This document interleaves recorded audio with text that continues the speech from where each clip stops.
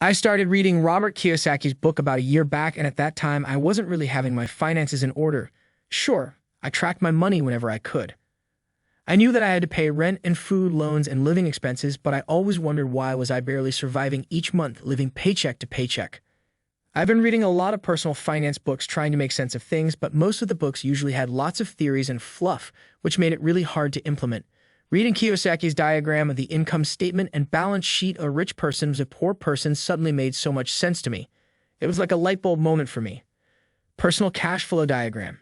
He highlights that the rich know the difference between an asset and liability and buy assets. Assets. Put money into my pockets. Liabilities. Take money out of my pockets. Kiyosaki illustrates it really well by outlining how the middle class receives their salary and pays off their liabilities, mortgage, loans, credit card debt, and then expenses, food, living expenses, etc., with little money left over at the end of the month. I think this is very common for most people. After all, debt needs to be settled, loans need to be paid, or else we might get chased by creditors. He contrasts this with a rich person that puts their money into their asset column in real estate, stocks, bonds, intellectual property, etc., and how those assets generate income and return that goes into his asset column. Kiyosaki also advocates paying yourself first when you receive your paycheck. When I was in school, I figured if I worked hard, I would earn lots of money in the future and live a relatively comfortable life, debt-free and able to enjoy my life.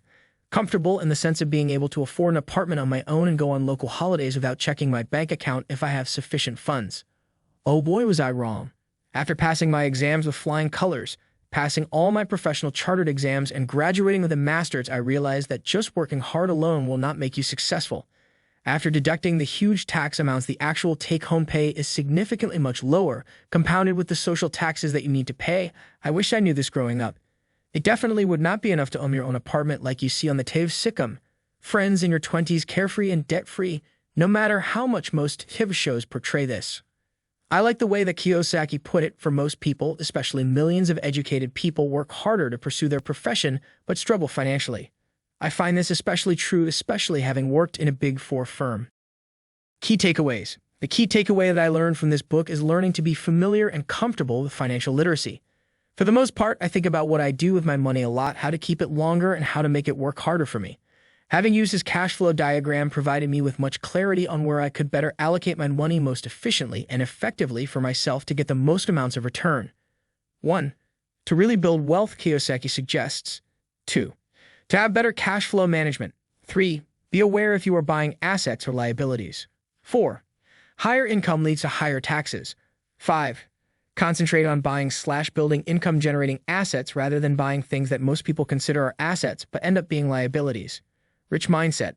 What was really eye-opening for me was that Kiyosaki mentioned that by simply getting up and working harder and failing to ask myself if this makes sense, I am basically shooting myself in the foot as I leave for work each morning. It made me realize that to be wealthy and have the mindset of a rich person, I needed to do my own thinking and figure out if there is an alternative way to make money. If there is none, how do I find new ways to make money? The key takeaway was adding value to other people, being a producer rather than merely a consumer, building up my asset column through building/buying income-producing assets, and being aware of my personal cash flow. Conclusion. Lastly, to always have a curious mind and to learn financial literacy. Not so much so that we can store the largest data memory in our brain or be known as the smartest person in the room to everyone else, but more so that we have more options available at our disposal. Option to have more choices, more leverage, and power to decide upon something. Ultimately, this boils down to having the financial freedom to do whatever you enjoy doing most whenever you want. Now that is freedom.